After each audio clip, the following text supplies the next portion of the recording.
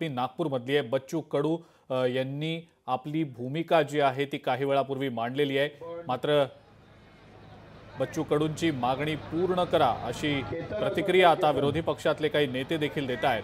मात्र आता बच्चू कडू यांना जो नागपूर खंडपीठाने आदेश दिलेला आहे 6 वाजेपर्यंत आंदोलन स्थळ रिकाम करा, हे आता नागपूर खंडपीठाने सांगितलेलं आहे। या अनुषंगाने बच्चू कडू काय नेमकी आपली भूमिका मांडतात हे देखील पाहणं महत्त्वाचं असणार आहे।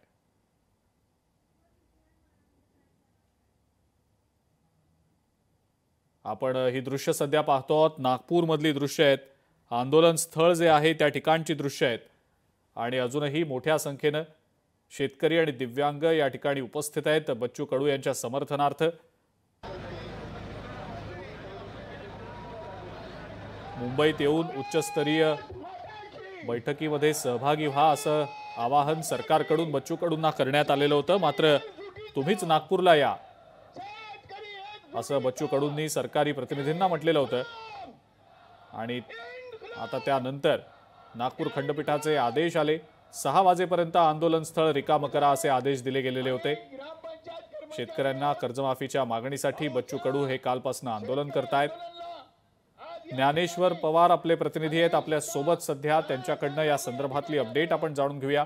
ज्ञानेश्वर, 6 वाजेपर्यंत आंदोलन स्थळ रिकाम करा असे आदेश नागपूर खंडपीठाने बच्चू कडूंना दिलेले आहेत। बच्चू कडू काय नेमकी भूमिका मांडतायत?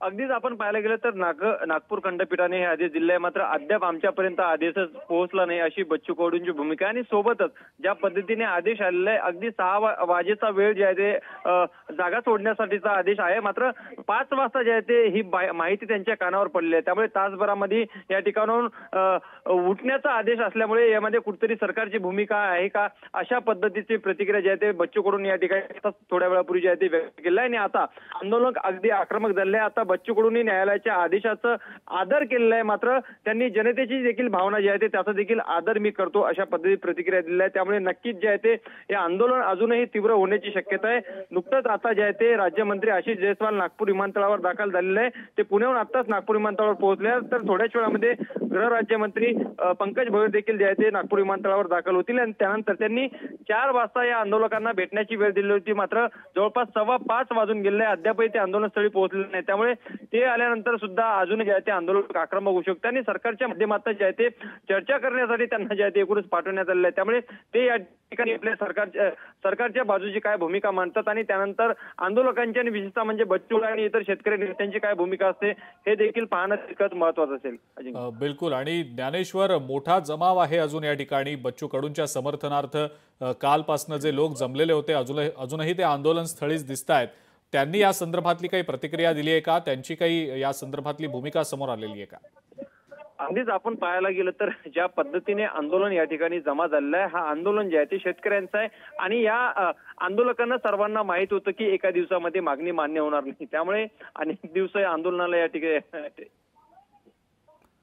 लागू शकतं। त्यामुळे त्यांनी आपल्या जेवणाची आणि राहण्याची सगळी तिजोरी सोबतच घेऊन नेले। अनेक आंदोलकांनी रस्त्यावरच जे आहे ते स्वयंपाक तयार करत जे आहे ते आपली जेवणाची व्यवस्था या ठिकाणी केलेली आहे आणि रस्त्यावरच रात्री जे आहे ते सगळे आंदोलक झोपलेले आहे। त्यामुळे आंदोलकांना जे आहे ते आंदोलन अजून लांबलं तरी त्यांना त्याची पर्वा नाही, मात्र जी काही त्यांची मागणी आहे विशेषतः म्हणजे शेतकऱ्यांची पूर्णतः कर्जमाफी व्हावी आणि इतरही काही मागण्या, त्यामध्ये दिव्यांग बांधवांच्या देखील मागण्या आहेत। मोठ्या प्रमाणात राज्यभरातील विविध जिल्ह्यातून जे आहे ते जवळपास 2,500 ते 3,000 दिव्यांग बांधव, पुरुष असतील महिला वगैरे असतील, हे सगळे जे आहे ते या आंदोलनामध्ये एकूणच सहभाग झालेले आहे। त्यामुळे त्यांची देखील आक्रमकता आहे। आमच्या देखील कुठेतरी निकाल लागावा अशी अपेक्षा त्यांना आहे आणि त्याच हेतूने ते या ठिकाणी नागपूरमध्ये आलेले आहे। त्यामुळे नक्कीच यावर तोडगा कधी निघेल हा शेवटचा प्रयत्न असणार आहे। त्यामुळे आता सरकारच्या माध्यमातून येणारे दोन्ही मंत्री या ठिकाणी येऊन नेमकं काय आश्वासन देतात आणि त्यावर शेतकरी नेते काय निर्णय घेतात हे पाहणं महत्त्वाचं असेल। ठीक आहे, या संदर्भातले अपडेट्स तुमच्याकडनं घेतच राहू। ज्ञानेश्वर, तुर्तास आपण जी माहिती दिली त्याबद्दल धन्यवाद।